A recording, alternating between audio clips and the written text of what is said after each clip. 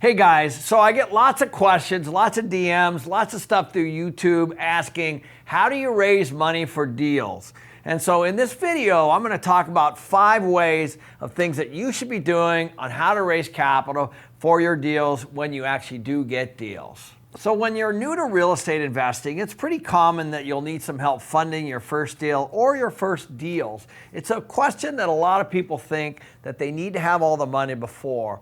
A lot of people want to get into real estate investing, but they just don't follow through because they think they don't have enough money to get started. But the beauty of real estate investing is that if you find a property that will cash flow, you'll be able to find investors who will help fund your dream project. Over the years, I've worked with a lot of investors to finance my properties, especially when I was starting out. When you're still getting your footing as a real estate investor, you may doubt that anyone would want to invest in your idea, but while you might not find an investor right away, it is definitely achievable. My success is living proof of that, and here are 5 ways that I've been able to find investors. The first thing that I'd encourage you to do is network as much as you can. Now, this is something that seems rather obvious, but you'd be surprised at what people think is actually networking. And so what I did as a young man is I got involved in the Institute of Real Estate Management, or IREM. I became a CPM. I got my real estate license. I involved myself in the local apartment association. I involved myself at the national level at the National Apartment Association.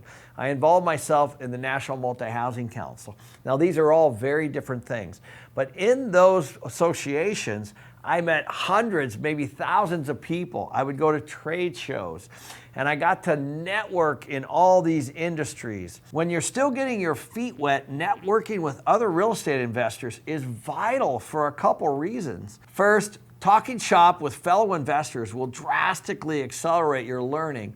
But also, these could be the people who help finance your first investment property. I recommend signing up for networking groups or events or associations in your area and get involved. That will allow you to connect with like-minded people on a regular basis. Take whatever leadership or service positions that you can get. That will give your peers a chance to see your enthusiasm and your resourcefulness. I was on the boards, I was chairman of the boards of all these organizations, and then all of a sudden the world just opens up even more. If you're in charge of finding speakers, bringing in experts to speak on a variety of subjects, then you are on the pulse of that industry. All of this will help grow your contact base and your database. Real estate investing is not a solo activity, so get out there and meet as many people as you can. Number 2 is just asking advice. So now that you're in the flow and meeting people, I want to talk to you about the way you approach a potential investor. When you're new, instead of pitching investors on a deal, ask them about the deal. Ask them how to structure it. Ask them about the business plan. Is the business plan good? And what could I do, or what do they suggest that you do to improve the pitch for raising capital? And that could be either debt or equity. The investors you ask will be vetting the deal with you, for you, on making it better. While these conversations could convince somebody to invest, investors could also ask you questions that you haven't previously considered. The questions they will ask will be a window into their thinking and will teach you to think like a real estate investor, which is an important habit to cultivate. Also, I'd like to mention, while you aren't pitching to someone, it's okay to have some talking points ready. Not everyone can speak confidently about their property right out of the gate. So if you're worried about being tongue-tied when a high-level investor asks you about your deal, it's fine to practice these conversations beforehand. Just be careful not to sound like you're pitching when the other person thinks they're having a casual conversation. And don't make anything up.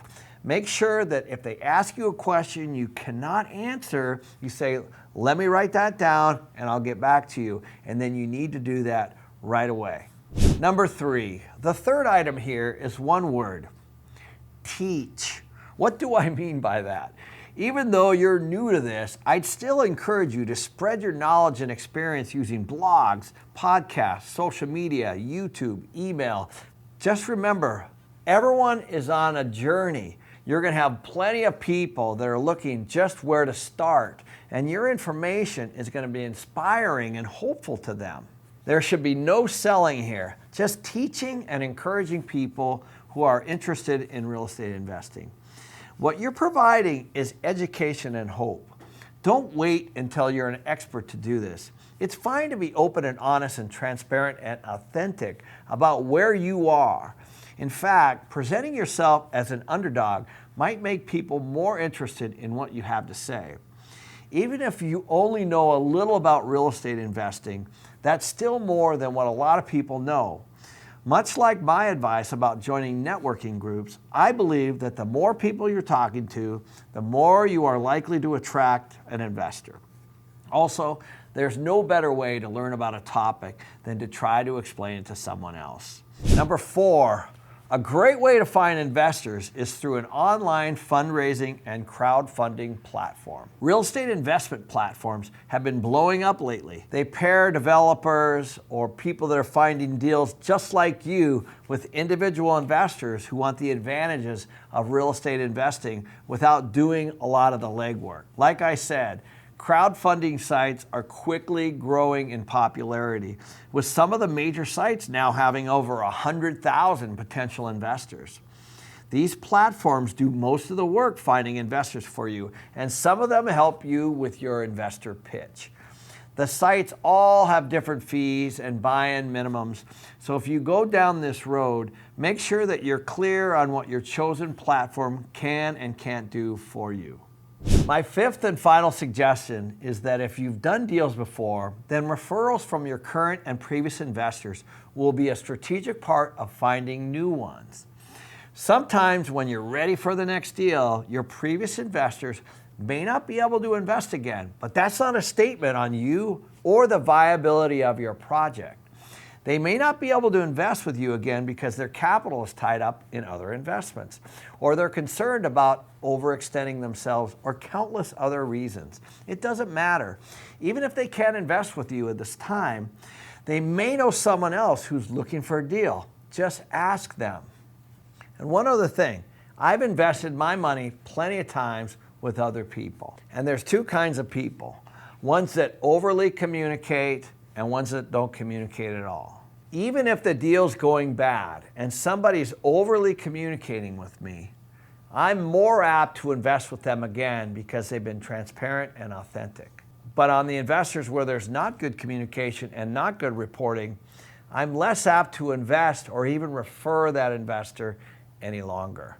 So after you get somebody's money, you need to make sure that you're handling the investors and the investments, and you're being completely transparent and authentic about exactly what's happening with their money. I know it can feel a bit nerve-wracking to secure investors for your first investment property, but it's more than worth it to feel the nervousness and keep doing it anyway. If you run the numbers and you can show potential investors that your property is a good investment, that's all they really care about. I have investors that look at the business plan, flip straight back to the final number, the cash flow number, and then they start to look at the team from there. It will go a long way to show them that you've done your homework and that you're also eager to keep learning. The bottom line is that people with money want deals to invest in, so why not yours? Until next time.